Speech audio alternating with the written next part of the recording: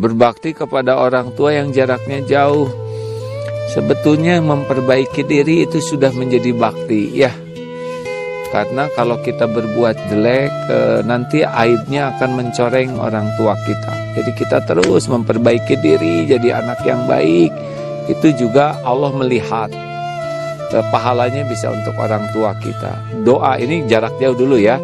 Doa yang doanya tuh jangan asal. Jadi seperti Rabbig firli wali walidayya warhamhuma kama rabbayani shogiro.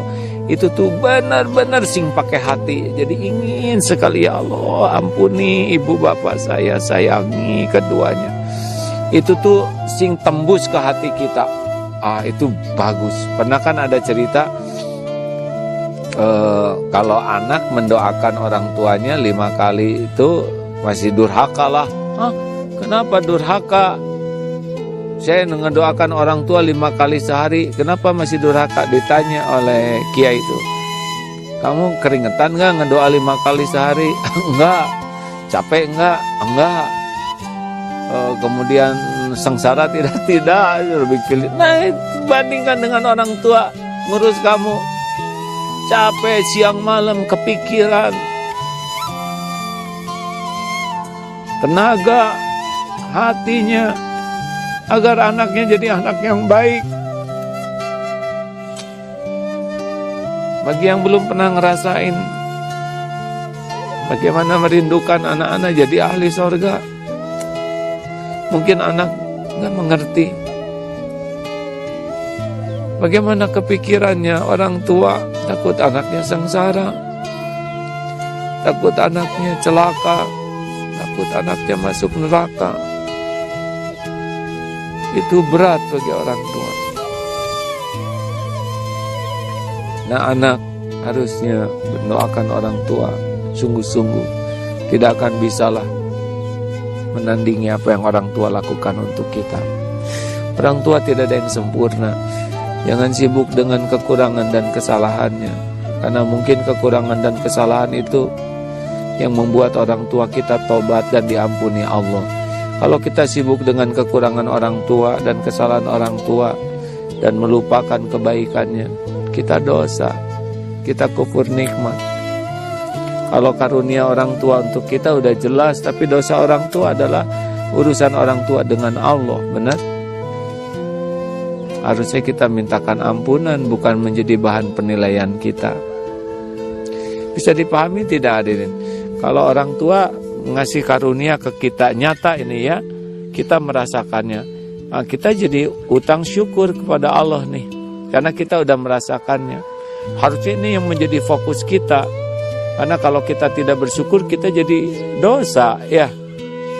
Tapi kalau dosa orang tua itu bukan wilayah kita, karena dosa orang tua wilayah beliau dengan Allah. Kita paling bisa membantu, mengingatkan dengan cara yang baik.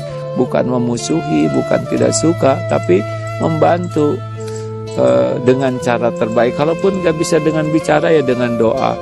Dan orang tua boleh jadi dengan kesalahannya itu membuat jadi dekat dengan Allah karena tobat. Nah, kita jengkel ke orang tua karena lihat kesalahan orang tua, padahal orang tua jadi dekat dengan Allah karena tobatnya kan jadi tidak bagus. Maka kita sebagai anak lebih fokuslah kepada apa yang dijadikan oleh Allah orang tua jalan kebaikan bagi kita, dan itu lebih membuat akhlak kita jadi baik. Percayalah hadirin. Terus ya selain doakan ya terus berusaha berhubungan silaturahim dengan orang tua. Komunikasi tidak boleh putus, jangan lebih dari 3 hari. Kalau bisa usahakan. Wah, gimana saya tiap hari harus nge-SMS? Kalau bisa ya minimal 3 hari sekali WA. Tapi WA-nya jangan yang basa-basi dan jangan yang lagi perlu ya.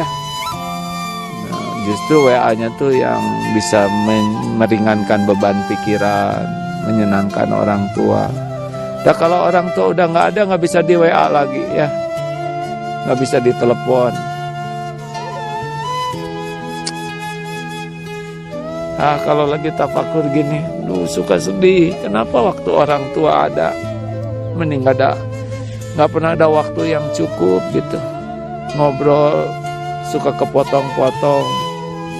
Nyesal sekali sekarang, kenapa waktu ada di depan ibu saya harus baca WA segala.